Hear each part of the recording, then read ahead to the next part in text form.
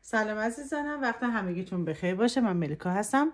با یه بچه ها پیشگویی خیلی باحال درخواست داده بودید که 3 ماه تابستون رو بررسی بکنیم. چشم، بررسی خواهم کرد براتون. 2 تا دسته کارت هست، یکی از دسته ها رو انتخاب بکنید که تابستونتون رو براتون پیشگویی بکنم، یعنی 3 ماه تابستون، ببینیم چه اتفاقی میخواد براتون شکل بگیره. دسته اول، دسته دوم فرق نمیکنه که شکلاشون هم انقدر متفاوت هست که کاملا میتونید دقت بکنید و یکی رو با توجه به حالا حسی که دارید، با توجه به شهودتون انتخاب بکنید. فرقی نمیکنه بچه، هر چی که حستون نسبت بهش بهتر هست همون کارت رو انتخاب بکنید. 3 ماه تابستون رو نیت میکنید قرار چه اتفاقی پیش بیاد، خوب بد، یا اگر میخواید جواب سوالی رو بگید، مثلا من کنکور قبول میشم، من نمیدونم فلان آزمون رو در واقع اوکی میشم، یا نمیدونم ازدواج میکنم، هر چیزی که دوست دارید بدونی که در تابستون براتون پیش میاد یا نه، در تابستان 1404، یعنی 3 ماه تابستون، فقط این فال برای همین تایم هست. هر موقع از در واقع تابستون هم دستتون رسید بچه، این ویدیو مهم نیست تا آخر 1400، یعنی تو این 3 ماه رو من بررسی میکنم براتون و میتونید که در واقع هر وقت که دستتون اومد نگاه بکنید ویدیو رو، نگید که از تایمش گذشته. نه، ممکنه از اون تایمی که شما نگاه بکنید تا آخر، تا 31 شهریور اون اتفاقا براتون پیش بیاد. انشالله که هرچی هست به خیر و خوشی باشه. خب نیت بکنید. من اول از این دست کارت ها شروع میکنم.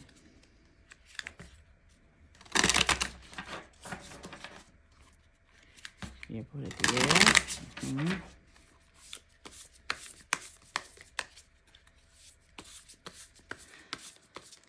بله، به این شکل. خب بچه ها، اولا این که تابستان 1404 برای عزیزایی که این دست کارت رو انتخاب کردید، یکی از تابستون های خیلی خیلی خاص و خوب میتونه باشه. بچه ها، یه سری شرایطی براتون در واقع مشخص میشه، میگم ماه پشت ابر نمونه، یه سری حقایقی برای شما روشن خواهد شد در هر زمینه، فرقی نمیکنه، احساسی، مالی، کاری، خانوادگی، فرقی نمیکنه، ولی هر چی که هست شانس با شما یار خواهد بود. بچه ها، در تابستان 1404 از که این دست کارت رو انتخاب کردید، در واقع میگن ابر و باد و مه و خورشید و فلک برای شما دست به دست هم میدن تا شما به آرزوها و خواسته هاتون برسید. پس امسال میتونه تابستونش برای شما تابستون بسیار بسیار سرنوشت سازی باشه. خب ببینید بچه ها، برای شما در تابستان 1404 یک سری نبرد، جنگ ها و نبرد های افتاده. یعنی چی؟ یعنی شما برای اینکه چیزی رو بخواید به دست بیارین خیلی باید تلاش بکنین. یعنی شما باید در واقع بدونید که موفق میشید و برای موفقیتتون باید اون چه که در توانتون هست بذارید. حالا باز میگم فرقی نمیکنه، احساسی هست، مالی هست، به هر شکلی. و بدونید که از طرف یک نیروی بسیار بزرگ دارید حمایت میشید. بدونید که با این تلاشتون قطعا به اونجایی که دلتون میخواد میرسید. بدونید که تغییرات بسیار مثبتی براتون در راه هست در کنار تلاشی که دارید میکنید. یعنی تلاشاتون بی ثمر و بی نتیجه نمیمونه. لازم نیست خودتون هی بیاید با یک سری آدم ها مقایسه بکنید، فلانی فلان کار کردید چی نشد، یا فلانی به خاطر فلان شرایط هیچ اتفاقی براش پیش نیامد. نه، شما اون چه که میدونید رو باید انجام بدید. خب ببینید بچه ها، ببینید همش داره همینو میگه. ببینید شما یک در واقع چی میگن، یه پافشاری، یک استقامت، یک در واقع عرضه‌ای رو باید از خودتون نشون بدید تا انشاءالله کائنات براتون اون چه که پسندیده رو جاری بکنه. چیزهای خیلی خوبی هم براتون پسندیده. شما قراره که پیشرفت داشته باشید در کنار طلسم ها، در کنار استرس ها، در کنار بستگی ها. شما قرار پیشرفت داشته باشید، ولی به شرطی که واقعا تلاش بکنید و خدای نکرده وسوسه جلوی تلاش های شما رو نگیره. بچه ها، وسوسه متاسفانه هست همیشه از جانب آدم های مختلف در شرایط مختلف و این ممکنه که شما رو دور بکنه از آنچه که لایقش هستید.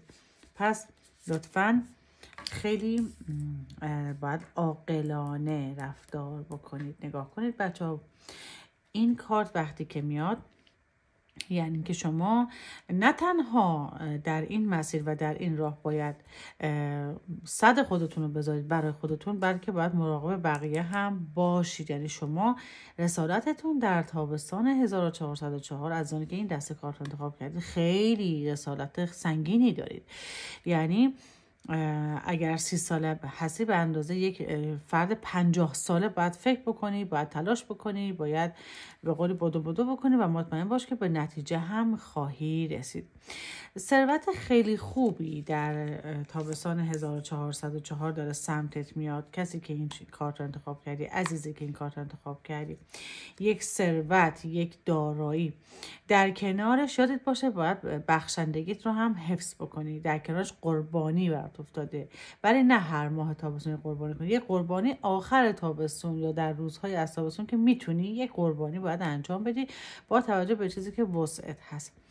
یک دستاوردی داری عزیز من که حس خوبی بهت دست میده، مثل این که بگی که مثلا من برای این بچه سالها تلاش کردم، الان این بچه موفق شده در تحصیلش، در واقع زندگی احساسیش. در هر صورت برای شما من یکی موفقیت این چنینی رو دارم میبینم. و از اینکه این دسته کارت انتخاب کردید، پیشنهادهای خیلی خوب و جالب سمتتون روان هست و شما زندگیت کلا از یک حالت رکود یا از یک حالت سکوتی و سکونی داره خارج میشه. یعنی جنب و جوش داره به زندگیت برمیگرده، اگر هست بیشتر میشه، ولی کلا از یک رکود و از یک حالت کسالت آوری داره زندگیت خارج میشه و خودت باید برای خیلی شرایط خاص و جدیدی انشالله آماده بکنی. پس خواهشاً سمت وسوسه ها نرو لطفاً.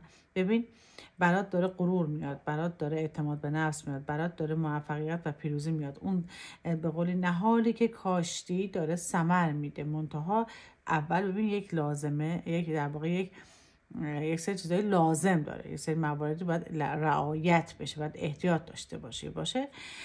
و اصلا سمت کارهایی که توبه کردی یا سمت شرایطی که گفتی دیگه کنار گذاشتم، دوباره سمت اون شرایطی که میدونی اشتباهه نره، چون حیفه که فرصتی رو خدای نکرده از دست بده.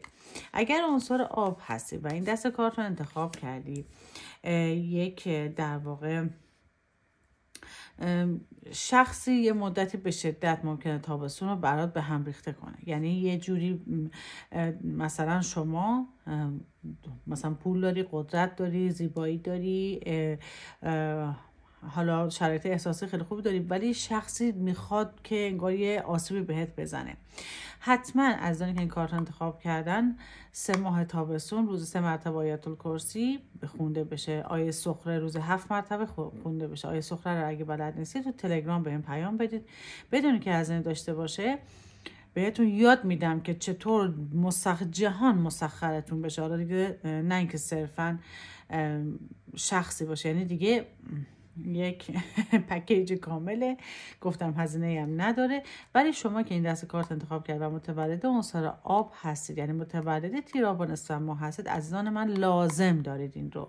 چون شماها از اونهایی هستید که مثلا 2-3 سال زندگیتون اوج میگیره، یهوی شکست پیدا میکنه، دوباره اوج میگیره، یهوی افول پیدا میکنه. دلیلش چیه؟ دلیلش این هست که شما دشمن قسم خورده دارید. ببینید ببینید اصلا اسمش هم گفته اومد، یعنی میخواد که آب خوش از گلوتون پایین نره، میخواد اذیت بشین، ولی شما خیلی خوشگل و مجلسی میتونید از خجالتش در بیارید بدون که بهش آسیب بزنید، بدون که کسی بفهمه.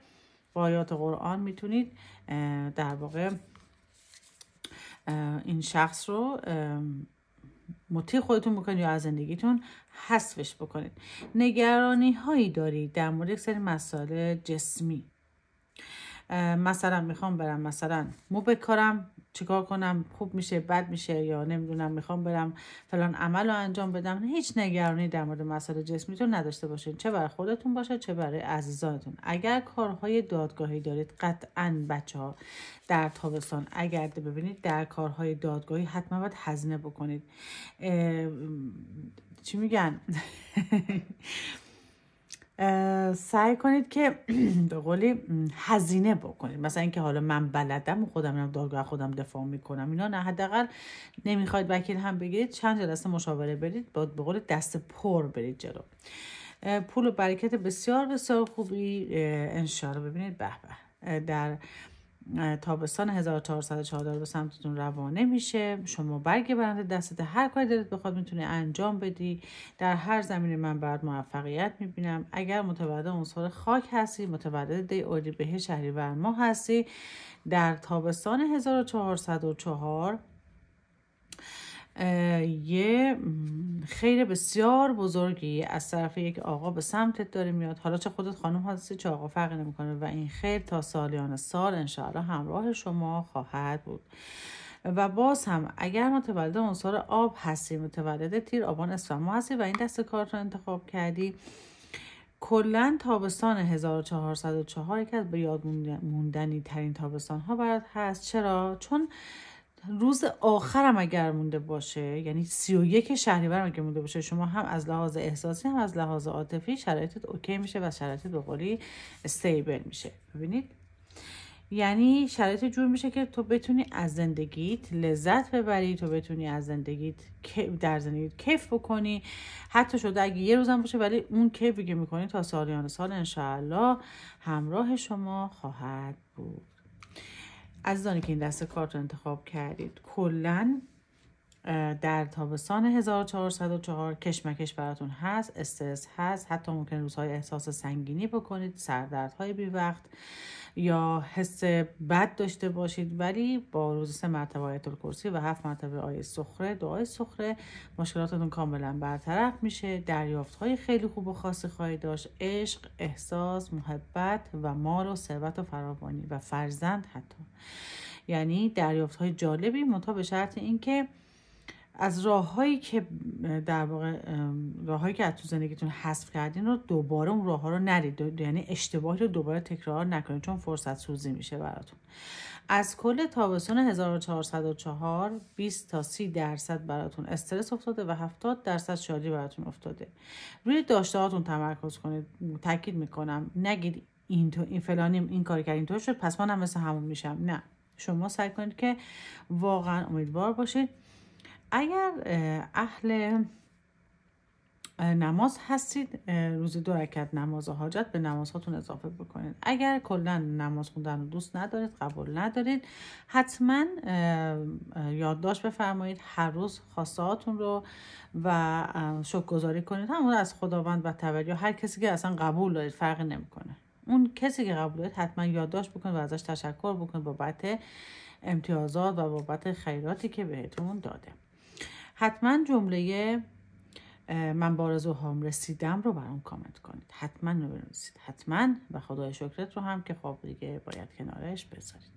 خب بریم برای دسته دوم. عزیزانی که دسته دوم انتخاب کردیم، کارت ها رو برای تابستان 1404.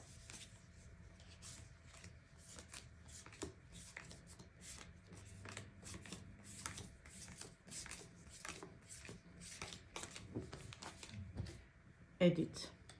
خب عزیزانی که این دسته کارت رو انتخاب کردید، ببینیم تابستان 1404 براتون به چه صورت خواهد بود. بچه ها این فال فقط مخصوص تابستان 1404 و هر وقت که این ویدیو دستتون رسید شما میتونید نیت بکنید، نگید وسط تابستون آخر تابستون، اصلا هیچ موردی نیست. شما یک روز مونده به آخر تابستون میتونید این ویدیو رو نگاه بکنید و روش نیت داشته باشید.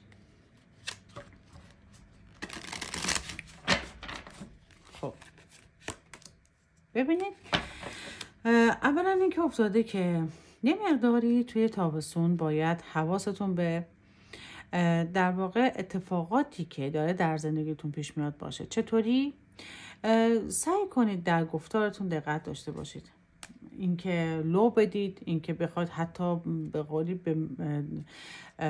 از اون لجبازی یک کار منفی رو انجام بدید براتون دردسرساز میشه، حتی اگر حق با شما باشه. حواستون باشه به اینکه اگر میخواید کاری رو شروع بکنید کلا باید از دیده ها مخفی باشه، حتی شاید یه کار کوچیک باشه اصلا فرقی نمیکنه، ولی باید از دیده ها محفوظ بمونه. اگر در رابطه با خونه، زمین، ملک و جایی که سرپناهتون هست تصمیم دارید، این تصمیم رو تا اوکی نشده، تا واقعا روش کاری نکردید، روش کاری انجام ندید، چی میگن، علنی نکنید. بچه اصلا لزومی نداره که به کسی بگید. خب ببینید، در تابستان 1404 براتون فراوانی و مال و پول و ثروت هست. شما حرکت هایی میزنید که به سمتتون پول داره جذب میشه و این به خاطر در واقع دانایی خودتونه. این به خاطر این هست که شما مسیری که دارید میرید در واقع مسیر درستی رو دارید انتخاب میکنید.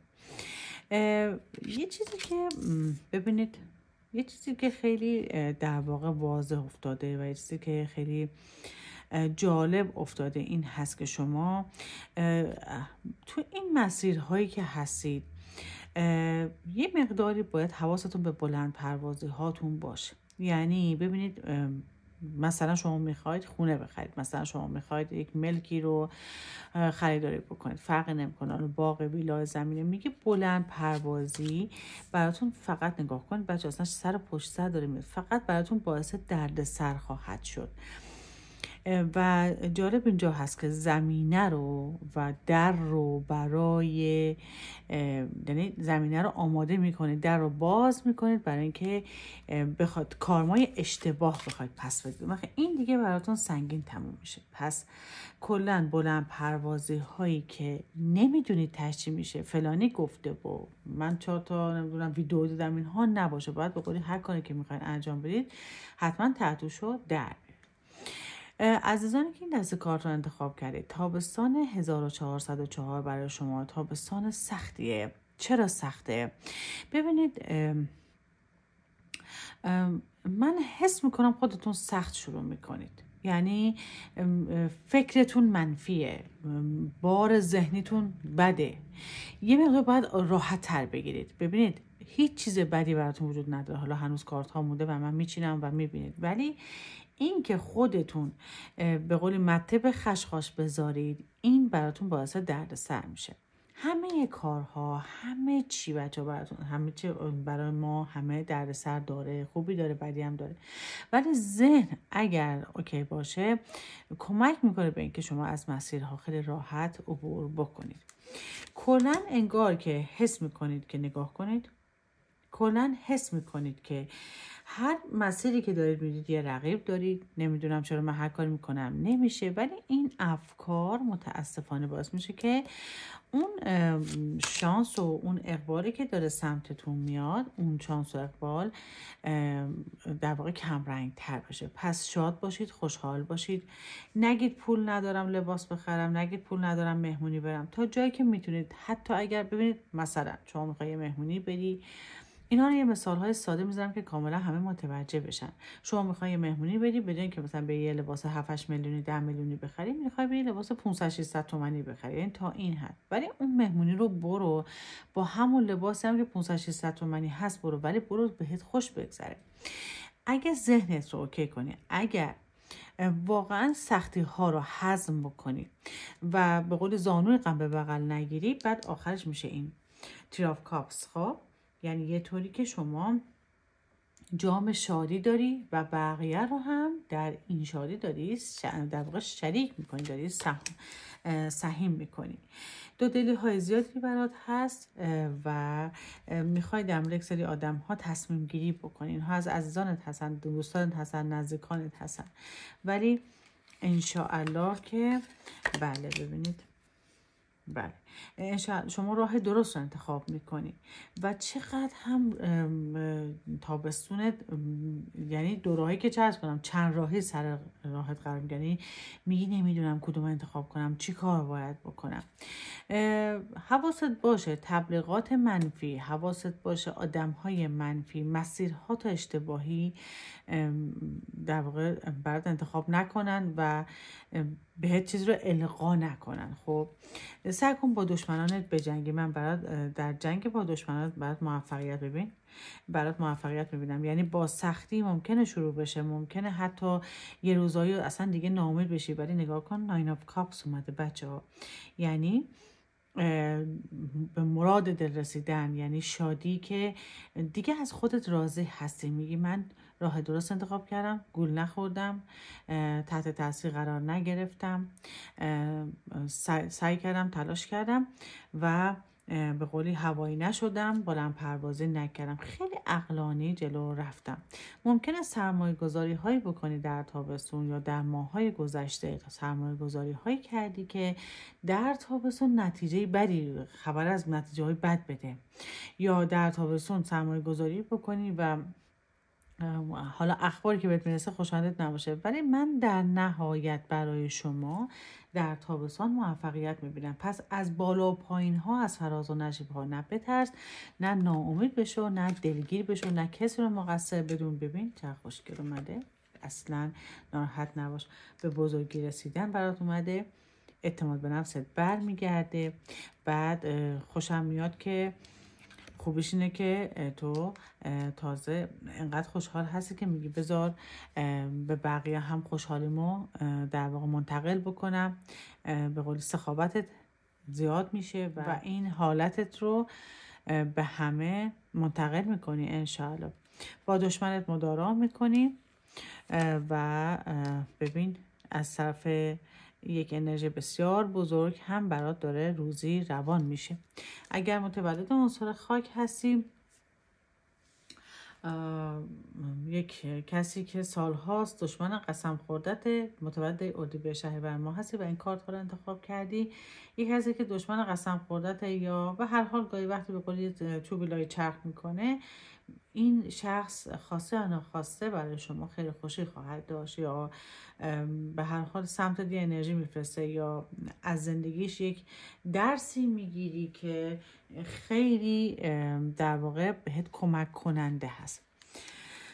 و به دیگه از این چی میخوای بهتر؟ دیگه از این بهتر نمیشه. ببینید خیلی عجیبه تابستونتون. از آنی که این کارت رو انتخاب، این دست کارت رو انتخاب کردید، یه تابستون بسیار پر فراز و نشیب، ولی در نهایت با موفقیت تام و کامل به اتمام میرسه. قرارداد و توافقی امضا میکنی که میتونه احساسی باشه، میتونه تحصیلی باشه، میتونه مهاجرتی باشه، میتونه کاری باشه. ببینید تو آف کاپس اومده بچه ها، یعنی یک در واقع توافقی که چقدر به نفعت هست. و ببینید سری آخر کارت ها داره از یک شادی بسیار بزرگی برای شما صحبت میکنه، از یک مسیری که درست انتخاب شده، از یک قدرتی که خیلی خوب و جالب به دست اومده.